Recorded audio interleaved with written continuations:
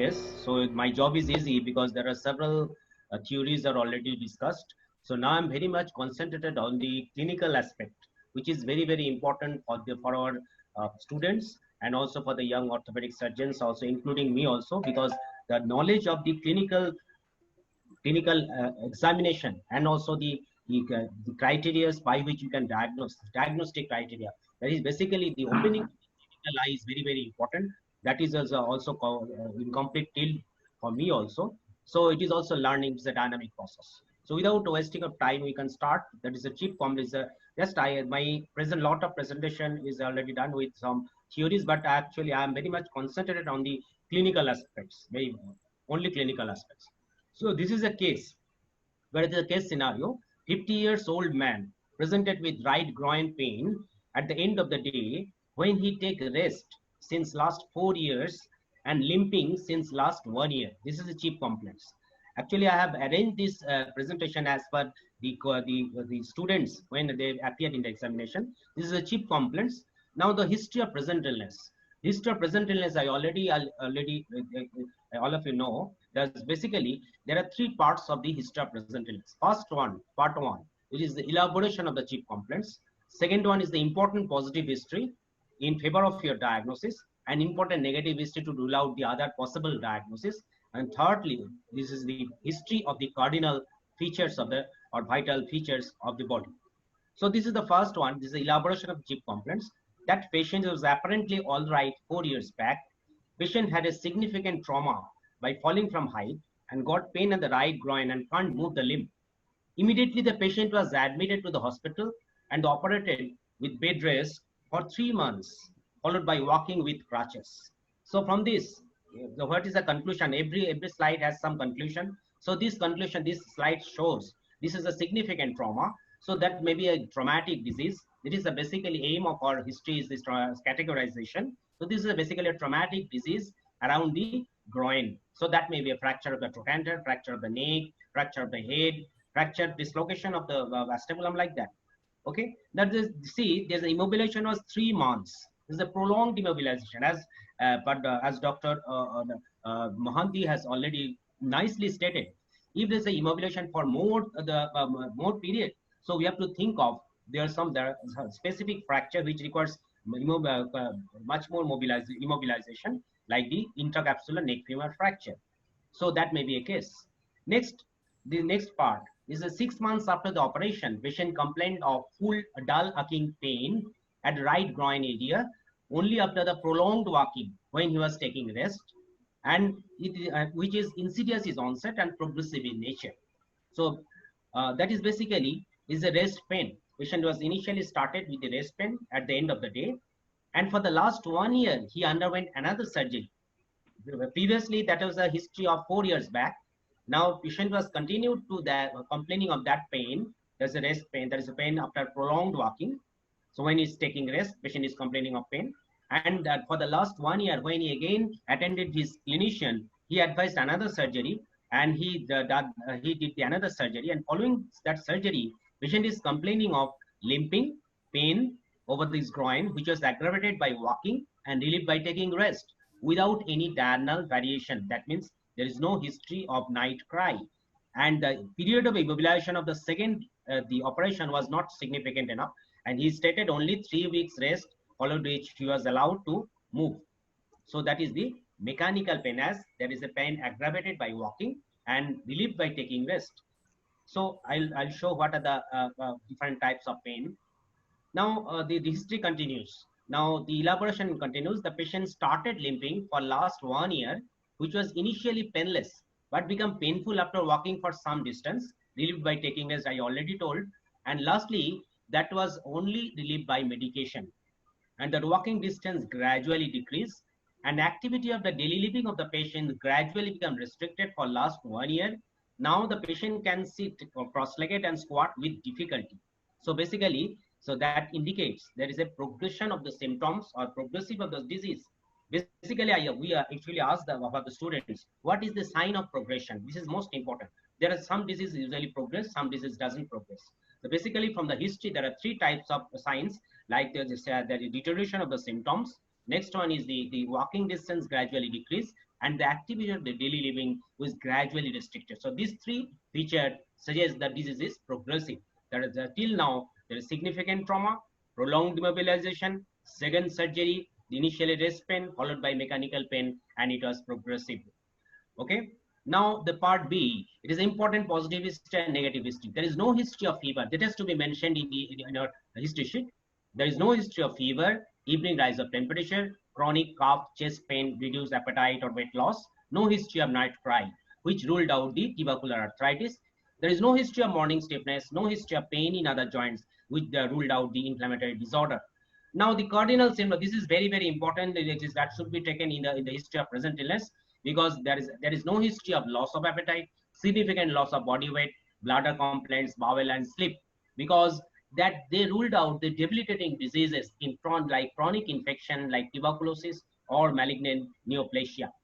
Now the past history, it is not significant. I already stated there is no past history of significant trauma other than this episode 4 years back. There is no significant childhood problem like prolonged incapacitation, fever for weeks, like significant infection. There is no history of surgical intervention other these episodes. This ruled out the refracture, surgical complications, childhood disease like developmental disease, Perthes disease, malunited fracture initially, and if it continues for more than 10 to 14, 10 to 20 years, ultimately degeneration because of the altered stress. So these ruled out. Okay. Now the personal history, including the family history, basically actually mnemonics. Actually, I'm thankful to Dr. Harshad Shah. Actually, he hinted that this is very easy to remember. It is A, B, C, D, E, F. A for no history of allergy, alcoholism and addiction to the smoking. B for the no history of the bath trauma, bleeding disorder. C, no history of contact with tuberculosis. C for contact with the tuberculosis or any other diseases.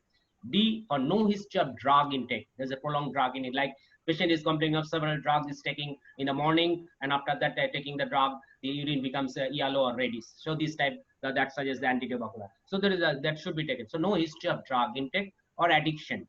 And lastly, the environmental history. Patient live in a pakka house with annual income 60,000. That is quite reasonable. And if is no family history, suggestive of the familial disease, infection like tuberculosis, etc. So analysis of the history. There is significant trauma, that is a traumatic disease. Trauma around the groin, operated. So what are the possibilities? It may be trochanteric fracture, it may be malunited, intercostal neck femur fracture, either non-united or malunited, with or without avascular necrosis. Next is acetabular fracture. It may be malunited, with or without arthritic changes, and the fracture dislocations that can lead to several problem like the pain, the painful limping, or there is some arthritic changes. Now pain. Initially, the patient is complaining of the rest pain. Later, it was mechanical, and that may suggest either a malunited fracture, it may be malunited neck femur fracture, malunited trochanteric fracture, or articular deformation, that like the avascular necrosis, which causes deformation of the femoral head, that can suggest this type of pain following a significant trauma. Now, progressive symptoms in this scenario, how could be progressive symptoms of the disease? That may be a non-union with upward migration of the distal fragment. That may be unreduced dislocation. That may be union in good position or mal position. That means it is a Coxa-Ferrer deformity with complications like avascular necrosis, or it may be surgical fixation failure, or implant failure, or implant breakage may happen, and that may be that is a possibility of second surgery. Now, how to differentiate the mechanical pain, inflammatory pain, the infective pain? This is very is a vital picture. Even in a busy OPD schedule, you can easily make it out whether it is a mechanical pain or inflammatory pain or the infective neoplastic pain. So just you have to ask for the patient whether that is which one is the aggravating factor or the relieving factor. If the activity is the aggravating factor and the rest is the relieving factor, it is a mechanical pain. If it is just opposite, rest is the aggravating factor, because accumulation of the toxic materials during rest, which is actually dispersed during activity, that is basically inflammatory, that is why there is much more pain during the morning, and that is the basis of the morning stiffness. So these are the inflammatory, that will suggest the inflammatory. Then there is a polyarthropathy. And then there is the infective neoplastic, where the activity is the aggravating factor, but there is no relieving factor. Unless it is taking some medicine or some other measures, that there is no relieving factor, because the cause is continuously present. That indicates the infective or neoplastic. Easily we can categorize the history. Now the general survey, Patient is conscious, alert, cooperative, build is normal or sthenic, you can write. The nutrition, average nutrition, pallid, cyanosis, jaundice, icterius, clubbing and edema, all are not present. Temperature is afebrile, neck bends are not engaged, neck glands are not palpable. Vitals, we have to mention like this. Okay, now the gait is very important. See the gait. What is the normal component? It is a bilateral. You can see here. It is unassisted, unaided gait, bipedal unassisted gait. You can see here. See the right shoulder. It is drooping down vertically. Right shoulder is drooping down, isn't it? So this is a bipedal unassisted short limb gait. Okay. Now the inspection from standing, how the patient can stand, you can see here. The head is central, shoulder is almost, it is looking like the same level. The anterior thigh, you can see here, this is the right side is the problem. The anterior thigh appears to be wasted in comparison with the left side. From the lateral side, there is no exaggeration of the lumbar lordosis or the kyphosis. As you can see, there is a surgical scar which is not visible, but there is a surgical scar. This is 8 centimeter length, linear, in the upper lateral side of the thigh, which healed by primary intention. That is a surgical scar with the stitch marks. That is what is a surgical scar. Now, standing from the back, you can see here, see there is a subtle sclerosis. There is already hints are given. You can see this space, that is a limb trunk space, which is asymmetrical. That indicates there is a scoliosis, as you can see here, scoliosis, but head is central. The right shoulder, you can see here, right shoulder is definitely at a lower level. That is the basis. You have to see from both the side, from the front, from the back. So in the repeated examination, you can easily pick it out which one is the actual finding. So right shoulder is at a lower level, but scapula is at a same level. There is scoliosis, I already told. Scoliosis is there, but scoliosis is obliterated on asking to patient to lean down. That is why this is not a structural scoliosis. And this as the scoliosis is convexity on the affected side, and that is basically it is due to secondary to the short limb, maybe a short limb gait. As how the patient can stand, you can see here the left lower limb is flexed, right lower limb is extended knee. Whether the left lower limb is flexed at the knee, that indicates there is a possibility of shortening on the right side, and that is the basis of the secondary scoliosis. So see the wasting. You can easily appreciate the wasting of the hamstring. There's back thigh muscles. You can, if you compare the both sides, there is wasting of the right thigh. Now inspection in supine position. We have already it is told that we have to inspect the ASIS in supine position from above, not from the side. So that is the position by which we can easily see the anterosubiliac spine is there. That has to be marked during palpation. Anterior thigh appears to be is wasted, as you can compare on the both sides. Right lower limb appears to be short. How do you know? The examiner always asks, how do you know the right lower limb? What is the inspectory finding of apparent shortening? The first one is the heel level. We have to tell heel level is heel level disparity, and then you can tell the medial malleolus and the patella. But in some hefty patients, only the heel level is the only suggestive of the shortening. That is most important. There is no exaggerated lumbar lordosis, and patella looks, you can see just away from the roof. There is a possibility of that. So how do you conclude? The patient is the right lower limb appears to be short. Then the anterosubiliac spine is same level. There is a secondary scoliosis, secondary to the short limb apparent shortening, and there is a possibility of external rotational deformity. Now, when the ASIS is doubtful, what will you do? What is the measure? So that is one most important. That is the line. That's almost as a Kothari's angle. They already stated. I'm not going to repeat it. This is a single line, and this both the anterosubiliac spine is connected, and see both the side, that should be right angle. If it is a one side is obtuse, on other side is acute, that indicates ASIS is at a higher or lower level. The affected side we have to see whether it is a higher or lower. Another important point is you have to trace the abduction adduction. So if there is suppose ASIS is at a lower level, that suggests the abduction deformity. Now what do you mean by, what is the definition of the abduction deformity? Basically, definition of the deformity means there is a permanent deviation from the anatomical position. So if it is abduction deformity, that means limb is permanently deviated in abducted position.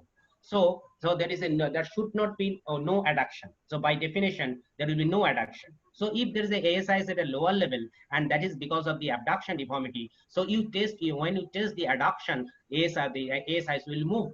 That means the movement is not occurring at the hip joint.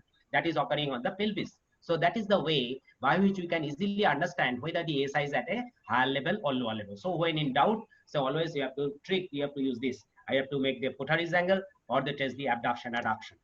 Now palpation, first is the local temperature. You have to write it down. Local temperature is normal over the right scarpus triangle. Tenderness. Next is the anterior hip point is non-tender. Trochanteric is always a where is anterior hip point. Next is the trochanteric tenderness is nil. The trochanteric compression test is negative.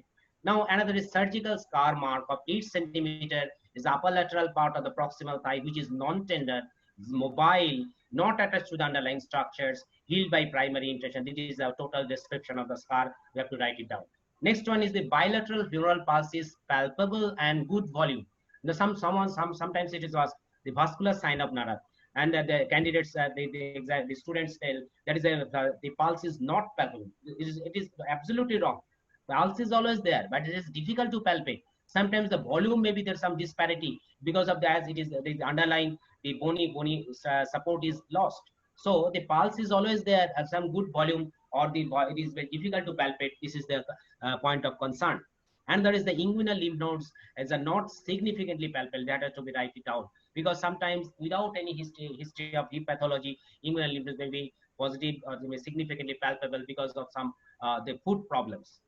Next one is the movements. So you have to write it down. This is the chart which you can write in your the sheet. So movements of the left is the normal side and the right is the disease side.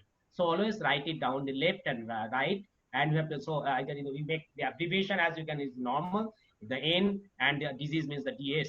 So we have to write it down, the flexion, extension, abduction, adduction, internal rotation and external rotation. So they can this is the optional. If both the active and passive movements are same, you can make a single column. If they are different, as you can see here, this is different, you can make a double column. So here it says the normal side, flexion is 120, extension 20, abduction 45, adduction 30, internal rotation in flexion 30, internal rotation extension 30, in external rotation 45.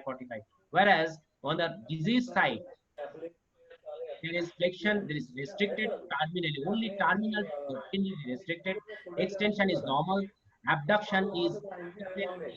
So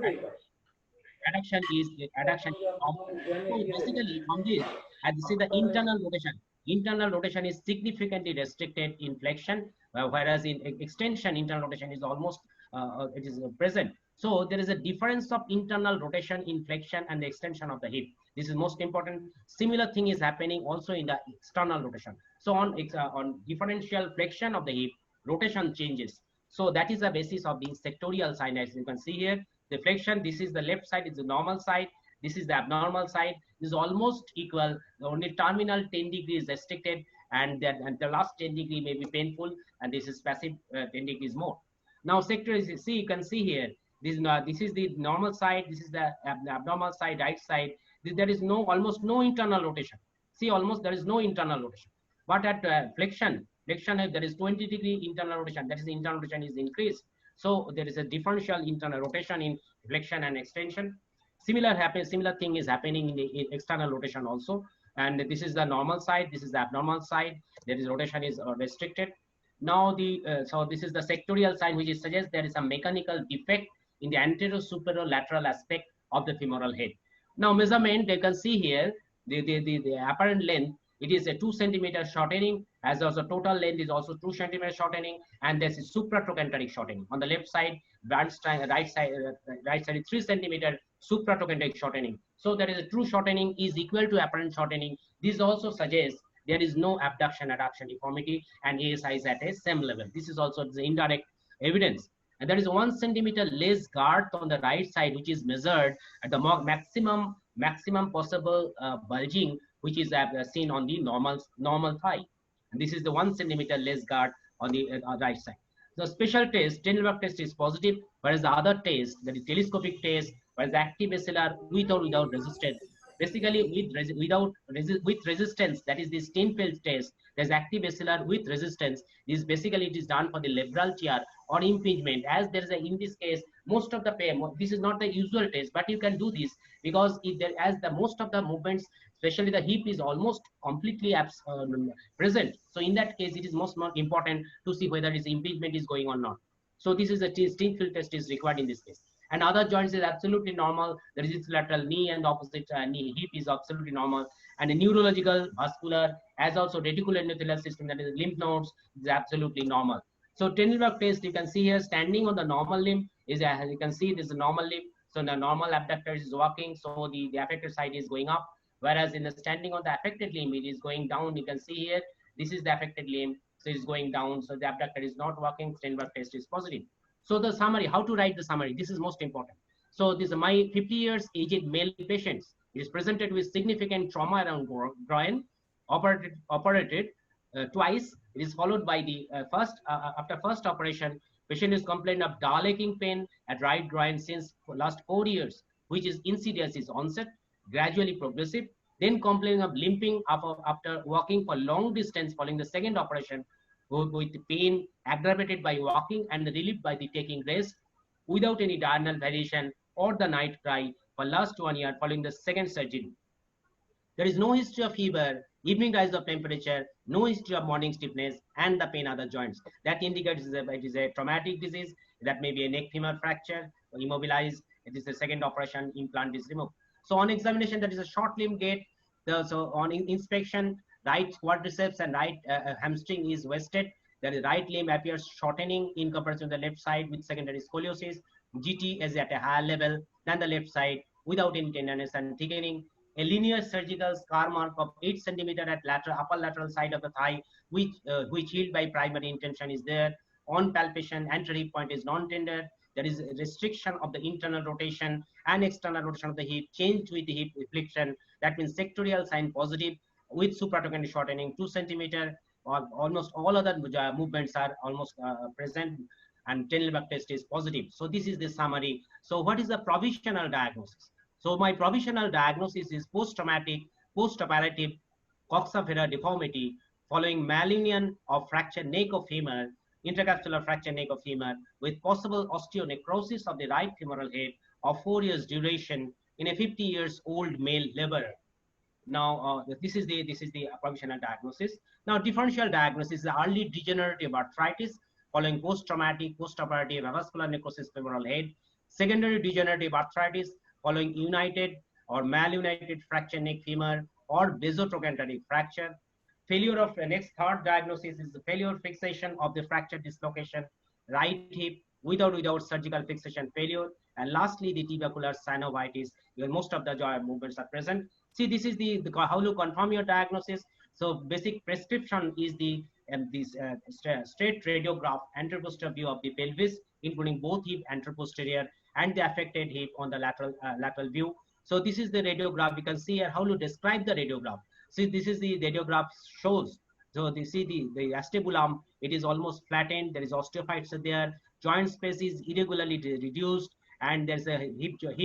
The femoral head is almost flattened. It is flattened and it is laterally extruded with some osteophytes are there. The subchondral cysts are there. There is coxa vara deformity. There is a relatively neck is there is coxa brava and coxa vara deformity. There is significant reduction of the neck, and that is, and also the collapse of the head that contribute the 2 centimeter true shortening supratrochanteric. And these are the tracts are there. This is the tracts of removal of the implants, which is used for the neck intercapsular neck femur fracture. And trochanter is absolutely normal. There is no abnormal at all. And lateral view is also suggests there's almost whole of the femoral head is involved. So this is basically osteonecrosis of the femoral head following intercapsular neck femur fracture united in a coxa vara deformity. Now, clinically, why coxa vara following neck femur fracture? Why fracture neck femur? Because you have to tell like that. This is a significant trauma, history of significant trauma in a 50 years old person with a history of operation twice. This is a prolonged post-operative mobilization, which suggests there is some there is an attempt of osteosynthesis for the neck femur fracture. Operative scar over the upper lateral thigh, which is a feature, which is the site of introduction of the implants, as well as the removal of the implants. Now, why there is what are the clinical feature of the coxa vara? There is a short limb gait, There's abduction intervention restricted more than the flexion. There's a, and true shortening is the most important. True centimeter, true shortening, because if it is only avascular necrosis, there is only collapse of the head. That will not substantiate, that will not explain the 2 centimeter shortening. 2 centimeter shortening, that includes the collapse of the head as also the shortening of the neck. So that is a true shortening. Now these are the what are the important negative history. Now, how do you exclude the trochanteric malunion? This is a malunited trochanteric, because trochanteric palpation is absolutely normal. Trochanter is not thick and broadened. Telescopic test is negative, which ruled out the dislocation, as also the non-united neck femur fracture. So there are several questions. What are the points in favor of the avascular necrosis? Because significant trauma, there is a mild rest pain and the mechanical pain. So initially, the mild rest pain is the basic. It is these symptoms of the avascular necrosis which started initially, and ultimately when the head is deformed, that will lead to the mechanical pain. Now there is a history of surgery twice. This is also important surgical trauma along with the trauma and the significant trauma, the surgical trauma plus the natural trauma that will accumulate to form the formation of the osteonecrosis. There is short limb gait, asymmetrical restriction of the movements. If the movements are symmetrically restricted, there is a high possibility of arthritis. Either it may be traumatic, it may be infective, or it may be neoplastic, any cause of arthritis. Why it is arthritis? We have to guess. There is a symmetrical restriction of painful movements. So this is the painful movements of the painful restriction of movements is the feature of arthritis. But there is asymmetrical restriction, and most of the movements are painless. That is most important in favor of avascular necrosis. And there is a shortening, there is a significant shortening is against avascular necrosis, but if it's avascular necrosis is combined with Coxa vara, that can explain the significant shortening. And most important is the sectorial sign. There is a differential rotation on differential flexion of the hip. Now, points against, there is no significant rest pain. That may be due to presence of the implants inside. Because if the implants, there is no collection of the cyst formation, which is the cause of the pain in this avascular necrosis. And almost all movements are affected now. Now the external rotation is also affected. Now the patient is, how to explain? Now patient is going to early arthritis, and now every avascular necrosis ultimately becomes degenerate, and that may be the feature of degeneration. That is, degeneration just started, but it is not reflected clinically. So we have to, so there are basically there are basically clinically favorable signs and radiologically unfavorable signs. So you have to understand the sacrifice or salvage. Now, how to exclude the degenerative arthritis? I already told there is no painful limb. If the degenerative arthritis, there will be severe pain, but there is no painful limb, no antalgic gait. The anterior point is non-tender. The movement restrictions are asymmetric and painless. These are all against degenerative arthritis. If it is a present, then there is you can tell it is a secondary degenerative arthritis following this. Now, these are the questions, not going into detail. So, because there's a constraint of time. So, how to exclude the trochanteric pathology? How to exclude the dislocation? How to exclude the non-union fracture femur? How to exclude the infection like a tubercular synovitis or arthritis? What are the inflammations? Now, just this is the one slide for this is the last slide for this for the constraints of the time. So, basically, how to select how to manage? Once you have to manage. So basically, we have to take the choice. All of you know what are the management. So basically, we have to two choices. Either you have to salvage or you have to sacrifice. Salvage, there are several there are possibilities of hip salvage, hip preservation technique. But sacrifice means either sacrifice means that means hemiarthroplasty or the total hip arthroplasty. So these are the criteria of the salvage. Salvage, that means it is either bone grafting technique, that is stem cell technique. There is a curettage and the vascularis femorofibular bone graft, and also the rotational osteotomies are there. But basically, these criteria should meet. There is a minimal collapse of the femoral head. So in this femoral head, we can divide into three components. This one is the lateral, superolateral aspect, middle aspect, and the medial aspect. If the superolateral and the medial, both the components are affected, so there is a less chance of salvage. So in this case, as you can see here, the superolateral aspect is not significantly involved. Only the medial aspect is involved. And then if you see the MRI, you can see the superolateral aspect is almost not involved. Only the internal part is, and if you estimate, the amount is almost less than 200 degree. If you see the anteroposterior as also the lateral view, total 360 degree of the femoral head, that is on the curvature angle, and this curvature angle is less than 200 degree. That is the feature of the salvage. So minimal collapse of the femoral head is most important. The young age, that is age is at 18 to 55 years. This is the most important, and the collapse is most important. Amount of collapse. How to know which area is collapsed? In the collapsed area, the joint space will increase. That is the area where the collapse, and collapse is the hallmark of osteonecrosis. So collapse, if it is a collapsed area less than 2 millimeter, and so there is a definite indication of salvage. If it is 2 to 4 millimeter, if it is not associated with other risk factors like involvement of the lateral pillar, then only the salvage can be done. But if it is at 2 millimeter or 2 to 4 millimeter involving the lateral pillar, that is not the ideal candidate for the salvage. On the contrary, this is the ideal candidate for the sacrifice. So these are the collapse 2 to 4 millimeter involving the lateral